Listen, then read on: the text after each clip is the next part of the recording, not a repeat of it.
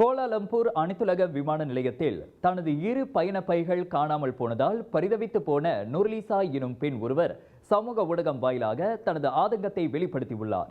Indonesia ஜகார்த்தாவிற்கு விடுமுறைக்கு சென்றிருந்த நூர்லிசாவும் அவரது குடும்பத்தாரும் ஏப்ரல் 28ஆம் தேதி கோலாலம்பூருக்கு திரும்பியுள்ளனர்.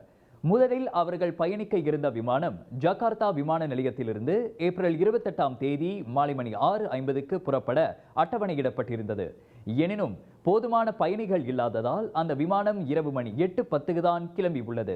அதோடு நூர்லிசாவும் அவரது குடும்பத்தாரும் கொண்டு வந்த 8 பயண பைகளில் 2 கூடுதல் எடையில் இருந்ததாக புகார் எழவே விமானத்தில் அவை கூடுதல் எடை கொண்ட பொருட்கள் வைக்கப்படும் இடத்தில் வைக்கப்பட்டுள்ளதாகவும் நூர்லிசாவிடம் தெரிவிக்கப்பட்டுள்ளது. இரவு மணி 11:20 வாக்கில் கோலாலம்பூர் அனைத்துலக விமான நிலையம் வந்தடைந்த நூர்லிசா 2 மணி நேர காத்திருப்புக்கு பின்னர் தனது இரு பயண பைகளில் ஒன்றை மீட்டுள்ளார்.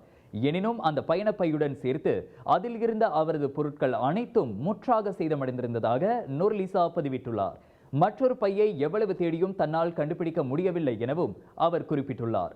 அது தொடர்பில் நேரடியாகவும் மின்னஞ்சல் வாயிலாகவும் நூர்லிசா புகார் செய்துவிட்ட போதிலும் இதுவரை பதில் எதுவும் வரவில்லை என அவர் கூறியுள்ளார். பயணப்பையை காணவில்லை என சம்பந்தப்பட்ட விமான நிறுவனத்தின் பணியாளர்களிடம் நேரடியாக புகார் செய்த நூர்லிசாவுக்கு ஏமாற்றம் மட்டுமே மிஞ்சியுள்ளது. சம்பந்தப்பட்ட பணியாளர்கள் நூர்லிசாவை திட்டி தீர்த்ததுடன் பயண பைகளை தேட அவருக்கு எந்த ஒரு உதவியையும் செய்யவில்லை. அதனால் பின்னிரவு மணி 3 வரையில் விமான நிலையத்தில் காத்திருந்த நூர்லிசா குடும்பத்தார் மன உளைச்சலுக்கு இலக்கானதாகவும் கூறப்படுகிறது.